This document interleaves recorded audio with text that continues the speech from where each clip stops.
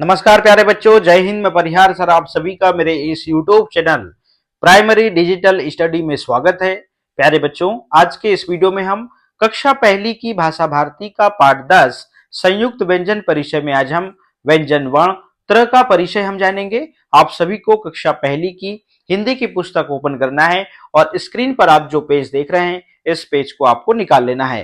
तो बिना देर की हम वीडियो की शुरुआत करते हैं और सबसे पहले हम व्यंजन वर्ण त्र का परिचय हम जानते हैं। तो जैसा कि आप स्क्रीन पर देख रहे हैं, आपको यहाँ पे कुछ चित्र दिखाई देंगे और इस प्रकार से मैं यदि आपसे पूछूं कि ये चित्र किस चीज का है तो इस चित्र को आप निश्चित रूप से पहचानते हैं। ये जो चित्र है ये है त्रिशूल का। आप देख रहे हैं इस चित्र के सामने ही मैंने इस चित्र का नाम लिख रखा है, त्रिशूल। प्यारे बच्चों, आप सभी को पता है इस दुनिया में जितनी भी चीजें हैं, चाहे आप क्यों ना हो चाहे मैं क्यों ना हो, हर किसी का नाम जरूर होता है। वैसे ही आप यहाँ पे देख रहे हैं इस चित्र का नाम मैंने यहाँ पर त्रिशूल लिख रखा है। यदि मैं आपसे पूछूं कि ये क्या है तो आपके घर में आपके मम्मी पापा या भाई बहन या दादा दादी ने जो भी आपको सिखाया होगा, त्र से त्रिशूल या त्रा त्रिशूल का या त्रा से त्रिशूल, जो भी सिखाया होगा सब सही है, गलत कुछ भी नहीं है। अब आपको त्र से त्रिशूल या त्रा त्रिशूल का क्यों सिखाया गया, इसके पीछे एक कारण है कि क्या होता है जब हम इस व्यंजन वर्ण की पहचान या इसका उच्चारण सीख रहे थे, इससे पहले ही हम इस चित्र को जरूर पहचानते थे।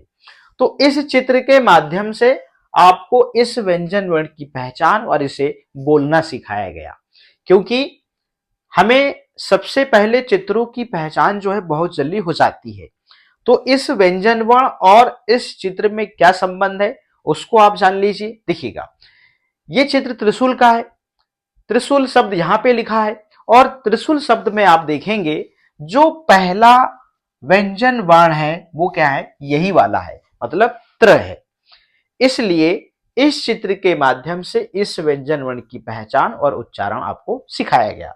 इसीलिए आपको त्र से त्रिशूल या त्रा त्रिशूल का या फिर त्र जो भी आपको सिखाया गया सब सही है, गलत कुछ भी नहीं है।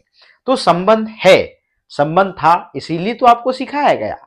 तो क्या होता है जब हम छोटे रहते हैं ना, तो हम चित्रों के प्रति जो है बहुत ज्यादा आकर्षित होते हैं और चित्रों को पहचानते भी हैं, क्योंकि हमें सबसे पहले तो हो सकता था कि हमें त्र सिखाया जा सकता था, मगर नहीं, हमें इस चित्र के माध्यम से इस व्यंजन वर्ण की पहचान और उच्चारण हमें सिखाया गया। अभी हम इसका पर्टिकुलर नाम लेके नहीं पहचानते, इसे जो है हम त्रिशूल का या फिर त्रिशूल का या त्रा त्रिशूल का ऐसा कह के हम पहचानते हैं। तो यहाँ पे आप समझ गए कि आपको ऐसा क्यों सिखाया गया।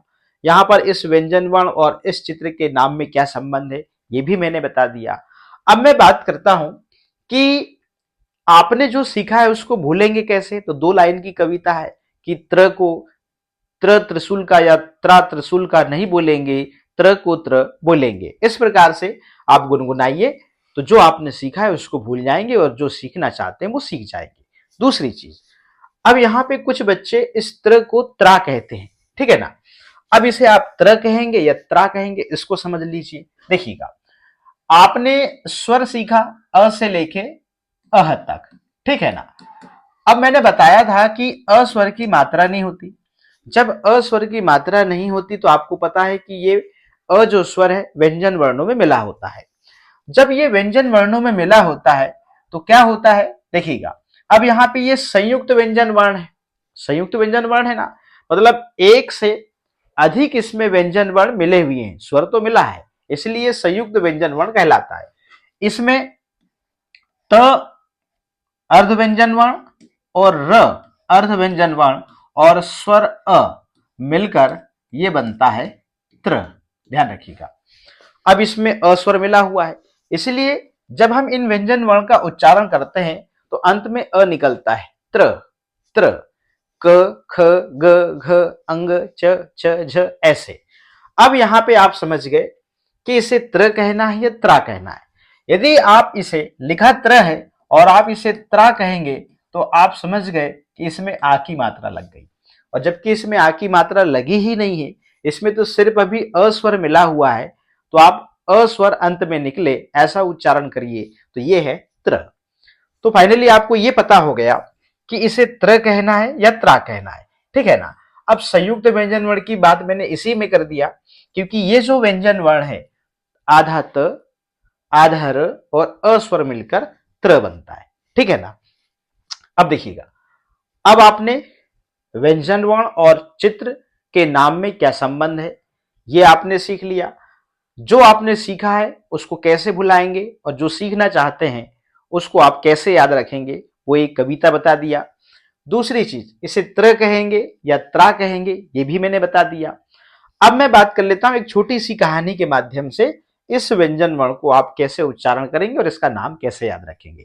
तो फाइनली इस व्यंजन वर्ण का जो नाम है वो क्या है, त्र है, ठीक है ना। अब देखिएगा, एक छोटी सी लड़की है, इसका नाम क्या है, इसका नाम रूबी है, ठीक है ना। अब रूबी जो है ना ये 6 साल की हो गई है। कितने साल की हो गई है, ये 6 साल की हो गई, ठीक है ना। अब ये 6 साल बाद अपने मामा गांव जाती है। कहां जाती है, अपने मामा गांव जाती है, ठीक है ना। ये है रूबी की मम्मी, ये कौन है, रूबी की मम्मी जिसे हम माँ कहते हैं, ठीक है ना। इसका नाम है सीमा, इसका नाम क्या है, सीमा है, ठीक है ना।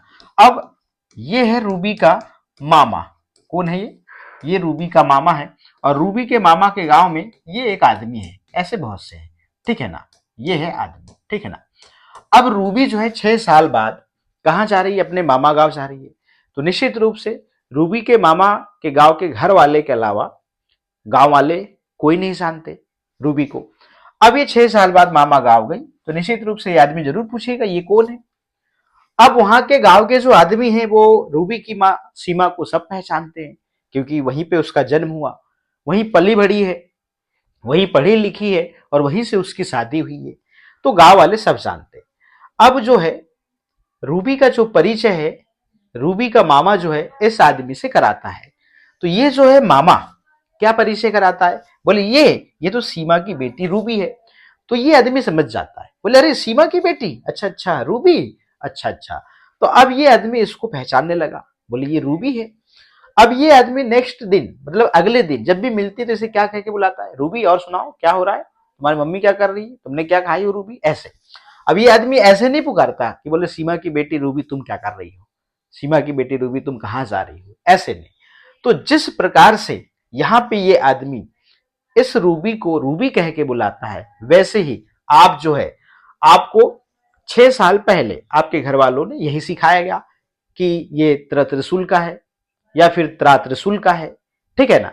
अब आपको फाइनली जैसे 6 साल बाद रूबी अपने मामा के गांव जाती है और यहाँ पर मामा इस आदमी से जो है इस रूबी का परिचय कराता है और ये आदमी इसे रूबी कह के बुलाता है। वैसे ही मैं 6 साल बाद आप कक्षा पहली में आए और कक्षा पहली में इस व्यंजन वर्ण त्र का परिचय मैं आपसे कराने जा रहा हूं और मैं अब बताता हूं कि ये त्रसी त्रिशूल है, त्रासी त्रिशूल है या त्रा त्रिशूल का है, मगर इस व्यंजन वर्ण का नाम त्र है।